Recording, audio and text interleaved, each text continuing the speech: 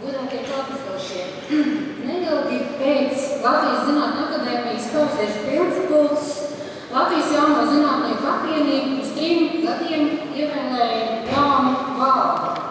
Tā kā jaunais valdes priekšsēdētājs ar Vācijas valdības atbalstu pašreiz strādā zinātnisko darbu ārpus Latvijas, tad man ir tas gods teikt jums nelielu uzrunu. Šodien diskusijai pieteiktā tēma jauno zinātnieku darba perspektīvas palikt aizbraucot vai aizbraukt paliekot, piedāvā plašas interpretācijas iespējas. Šā reizē tikai par vienu no aspektiem. Latvijas jauno zinātnieku apvienība ir par palikšanu un aktīvu darbošanos Latvijā. Lai arī gadījumos, ka tīri fiziski zinātniskā darba realizācijas vieta atrodas ārpus mūsu valsts robežām. To pieļauj mūsdienu tehnoloģijas. Jautājums ir tikai, cik ilgi jaunie zinātnieki, kas ir starptautiski novērtēti, vēlēsies sabiedriski darboties Latvijas un Latvijas zinātnes labā. Vai biedrības un dažādas apvienības plašākas sabiedrības apziņā nav aizgājušo dienu un gadsimtu relikts. Tomēr no vēstures mums ir labi zināms moto – skaldi un valdi. Ja zinātnes sabiedrība nevienosies par kopējiem ilgtermiņa mērķiem un ikdienas uzdevumiem šo mērķu sasniegšanai, vēlti cerēt uz stabilu harmonisku attīstību, atpazīstamību un ievērojumu starptautisko konkurētspēju.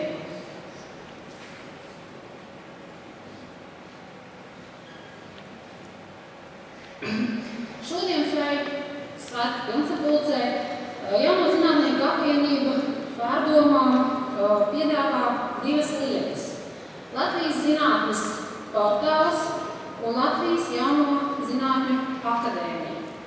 Pie pirmā jautājuma pakavēsimies nedaudz detalizētāk. Zinātniskajā darbībā iesaistītie labi zina, ka Latvijā vienlaicīgi vairākas organizācijas atbilstoši savam profilam apkopo informāciju par zinātniekiem. Un tā ir Latvijas Zinātņu akadēmija, Latvijas zinātnes padome un Izglītības un zinātnes ministrija. Kaut arī faktoloģiskais materiāls atbilstoši specifikai atšķiras, visiem 3 datu bāzēm ir kopīgi iezīme. Tās pirmām kārtām ir svarīgas kontrolētājiem, nevis zinātniekiem. Tāpēc Latvijas jauno zinātnieku apvienība rosina kopīgiem spēkiem strādāt un izveidot Latvijas zinātnes portālu, kas pirmām kārtām būtu svarīgs tieši zinātniekiem, nevis administratīvā darba veicējiem. Prototips ir labi zināms un nav tālu jāmeklē. Tas ir Igaunijas zinātnes portāls. Igaunijas zinātnes portāla ilgtspējības un aktualitātes priekšnosacījums ir gauži vienkārši. Zinātnieki personīgi ir ieinteresēti un paši operatīvi ievieto jaunāko informāciju par sevi, kas vēlāk tiek atbilstoši pārbaudīta un precizēta. Īpaši svarīgi tas ir saistībā ar starptautiskajām publikācijām. Bibliogrāfiskās ziņas par publikācijām pārbauda Igaunijas Nacionālās bibliotēkas darbinieks un 2 nozares eksperti.